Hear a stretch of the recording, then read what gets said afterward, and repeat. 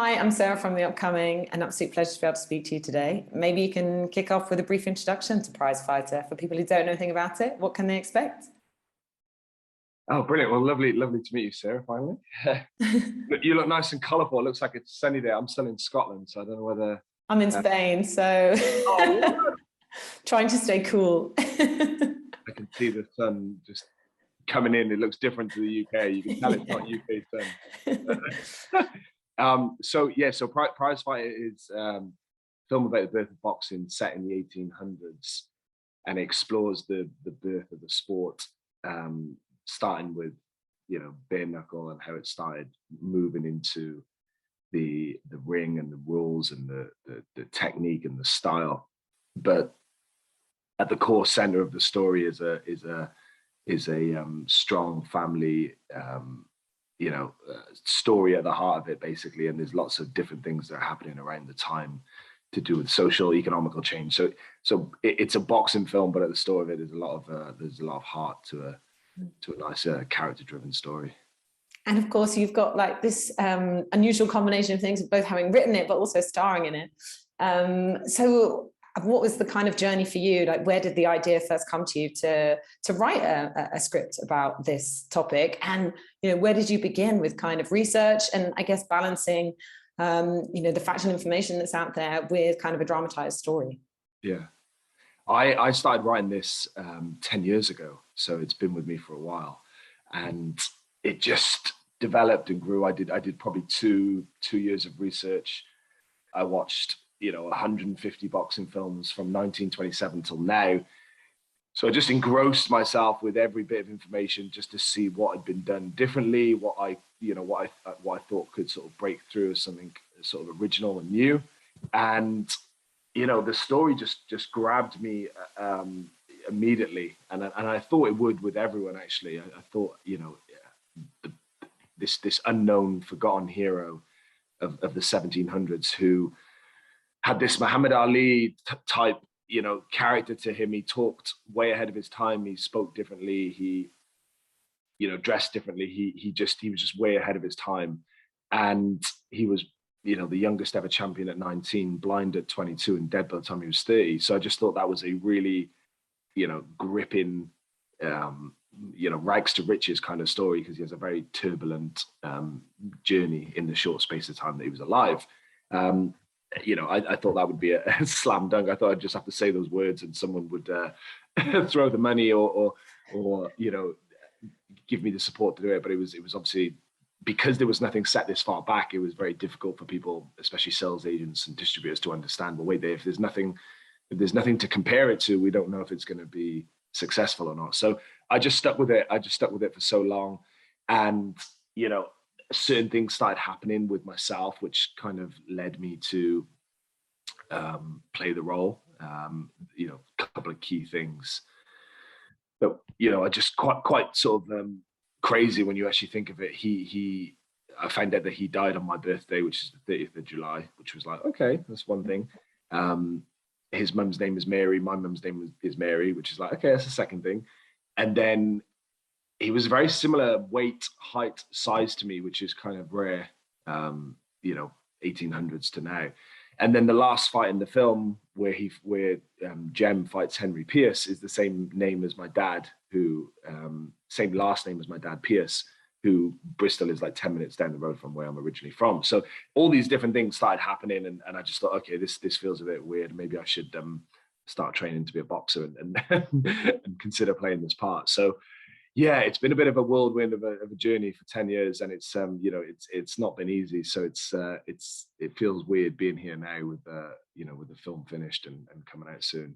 So it's been a bit crazy. And I guess, if you already written it and you're already starring in it, did you ever consider directing it? And how did you get on board with Daniel Graham and kind of work with him to achieve your vision? Yeah, I mean, at some point, I actually, we went through quite a few directors. We went through directors who rewrote the script but changed it in the wrong areas and wrong ways. We went through directors that sat with me for hours going through auditioning and getting me to cry on camera and all this kind of stuff to see if I could pull it off. And I definitely did consider directing it. I think the problem was, I was lucky enough to, well, I suppose I forced my position to play the lead, and no one could take away the fact that I'd written it. So to try and direct it as well was a bit probably, I suppose too hopeful, or too, that just wasn't going to happen.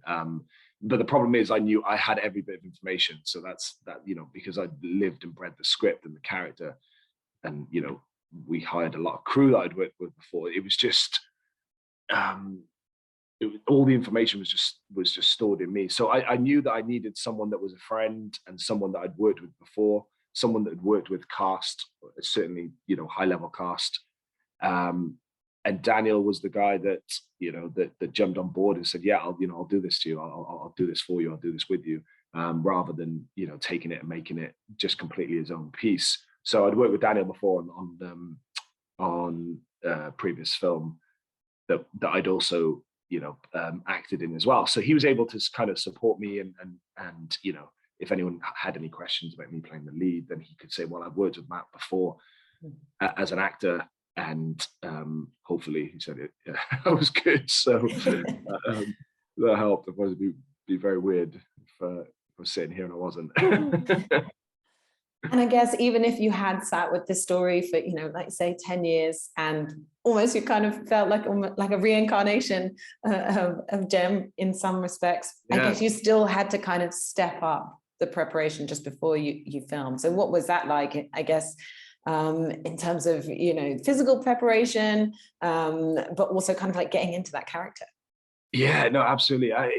It was horrible. It was horrible because it just, the producing, the kind of every day I was changing or adapting something in the script to help a crew or location or something. So I was at a computer in a big office, and people were coming over to me. It was like a normal job. And then I was trying to squeeze in, go into the gym or just some things. It wasn't like, in a way, I'm proud of kind of doing it a lot myself, but at the same time, I didn't have, someone saying to me, your personal trainer's there, or go to the gym, or don't eat this or don't eat that. So I had to kind of do everything myself. And it was just very challenging because, like I said, if I had to work late, sometimes in the office till 10, 11 o'clock, you just can't do it physically. So I just go home and do press ups. But, there was a point where I just had to kind of, I suppose had to just stop everything. And luckily enough, I'd been training before. I don't know why I had this, I started training as a boxer 4 years before. So luckily enough, I was slightly prepared because I was already training, not knowing that the film was going to happen. But, I trained myself before with, stepping away from the writing and focusing on the acting and certainly the producing, because I'd done that throughout on lots of short films that I'd made. So I'd already built that experience. But in terms of, in terms of someone advising and helping and supporting, being able to say step away and just go and focus on the acting, I just couldn't. I had to just switch, on the spot, basically. And we've got to talk about this incredible fellow cast that you managed to put together. I mean, the whole ensemble, fantastic. But I mean, Russel Crowe, Ray Winstone, kind of such iconic, played such iconic characters, the both of them, and to have them in your film.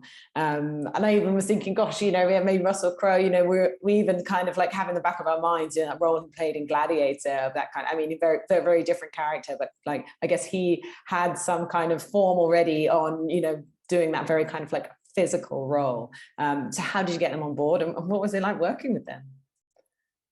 Yeah, I mean, the cast were amazing. I said this before that, I had a dream list of cast that I wanted to be in the film, and I managed to get everyone. Ray was perfect as the boxing trainer, like a Bolshe Londoner. Ray was an ex-boxer himself, so it was very, very fitting for the role. And Russell had done Cinderella Man, and he'd done Gladiator, and he's in a very good stage of his life now where he can play those complex characters, sort of a drunken, textured, complex grandfather during a time which there was lots of challenges with just living and staying alive. So yeah, I mean, and even down to Jodie May and Martin Kosak and Julian Glover and Stephen Burkhoff and Lucy Martin, and the list just goes on. It's just really incredible. They've all got their own unique staple, and they're all amazing in their own way. So I just wrote a list down, and do you know what? I kind of didn't. I just didn't give up until they said yes. And it's I think it's yeah, I mean, it took a little bit of. Russell was definitely the hardest because his team came back a couple of times and said no, and should have we could have just moved on or found someone else or tried to work in, but I knew he was perfect for the role. And it was all really fitting to the connection. A really good friend of mine, Steve Dent, linked me up with a couple of the cast, especially Russell and Ray. So I just kind of didn't give up until I got those casts. And they are a unique cast in this film because they're not just kind of put there and it's like, okay, they're doing it for this or they're doing it for that. They're really fit in for the role. They each play a role which they fit really well. So I'm really proud of that. And tell us about the shoot and kind of the highlights and challenges, because I guess not only are you putting together, all the scenes and the fight scenes, but also when it's a period set film, you've got to think of so many additional details, like every background and every costume, it has to be fitting to that period. So it must be a lot to take on in that sense. Yeah, I mean, people said this to me so much that I shouldn't have made it period. I should have done a contemporary version, which would have been a lot easier. I mean, it was just the most challenging. I mean, I loved filming. It was amazing. It was great. It went quite quickly, but it was just the most challenging thing I've ever had to do in my life. I mean, even I remember being on set with my boxing trainer, who I'd known for a long time. He was just scratching his head, and he just come up to me and said, I've just been watching you for 10 minutes. How many people have come up to you and asked you for something or needed something or wanted something? And that's just like away from you filming or rehearsing or learning the fight sequence or your dialogue and performing. He was just bonkers. He kind of walked off. It was a bit of a weird moment for him because he couldn't understand it. And I said, it's like this every day. Every day it's the acting, the performing, the physical exhaustion. I mean, I went through so many things physically because the fights have a real element to them. We had loads of injuries and painful stuff happening, and then on top of that, I'd have somewhere between 5 to 7 creative decisions or changes that had to be adjusted or made, and then you'd have all the other stuff going on with all the other crew, and that like I said, on some days we had hundreds of people on set, so it was it was incredibly challenging, and although I'm sitting here with a film that I'm very proud of, and it's a great learning experience, it's not for the faint-hearted. I don't know if I could do it again because it really was it was very challenging. Do you have a scene that you particularly remember, like that you loved shooting, or that was really, really tough and you thought, oh, I don't know if I can keep this up? Oh, good question. A scene that I remember doing the scene in the middle of the film when Jem first goes to London, and we're in the front of Radley Hall, which is somewhere in the Midlands, and it was just a really sunny day. We were doing this big fight sequence. There was hundreds of people there, and it was just a really nice moment because we had this big ring built. It was a nice big set. It felt big and kind of epic, and it was a blasting sunny day, and family came up and met Ray and all this kind of stuff. So that was really nice. The end fight sequence in Lithuania, like I said, that end fight was so brutal.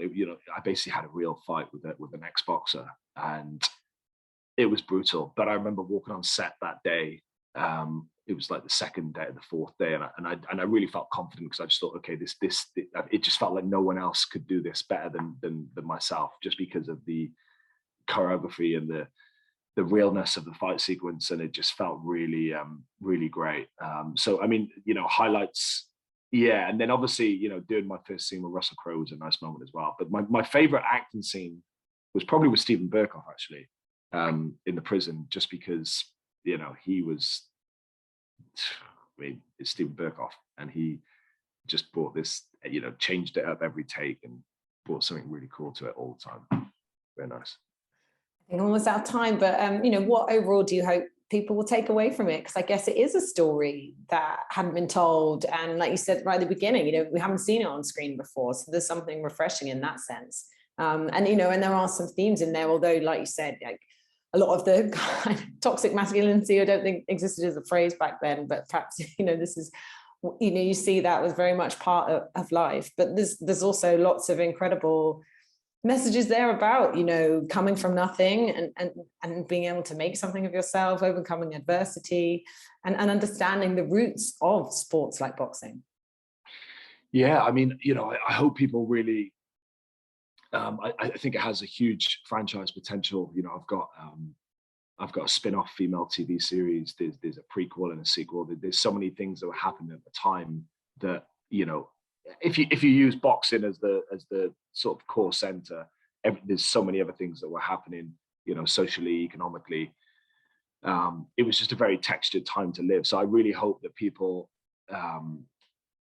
get behind it and see the historical aspect of it as well, and the intrigue of living during that time and how tough it would have been. I think there's definitely a side story of a bit of inspiration to people who don't understand what it takes to make a film, and people who also really want to, people that are also in the industry who are in my position, who really want to make a film like this, that you can achieve it if you just work your butt off and don't give up. So I think there's a, like Rocky did in it, Rocky the film is as famous as the story is of making it, and Sylvester Stallone's story. So I think that there's a nice inspiration aspect to that. And yeah, I just, it's a nice, boxing film set in the 1800s. It's a true story, which I think is really character driven and got some great performances in it, and people that have liked and seen on screen before. So I think I think people will enjoy it. And just super quick, do you know what you're going to do next in terms of another film? Are you going to become a boxer? Are you going to? I do have a bug to fight, but that's been strongly advised not to. I don't know. I think I should really take a break because I just haven't stopped. But if the opportunity comes up with the TV series or the spin-off, then that will come up. I've also started writing I've optioned a book, a mafia-based story on a book which I've started writing as well. But that's it's even bigger than Prizefighter, and a much much more probably the same sort of challenging piece. So I'm still thinking about whether I should do it or not. But it's that's the next thing I'm writing. So we'll see. Get a rest first, and then you can dive into the next thing. Well, it's been an absolute pleasure to speak to you. Thank you so much for sharing all that with us, and can't wait for everyone else to go and see Prizefighter. Thank you so much. Cheers. Thanks, sir. Enjoy the sun. Will do. Bye.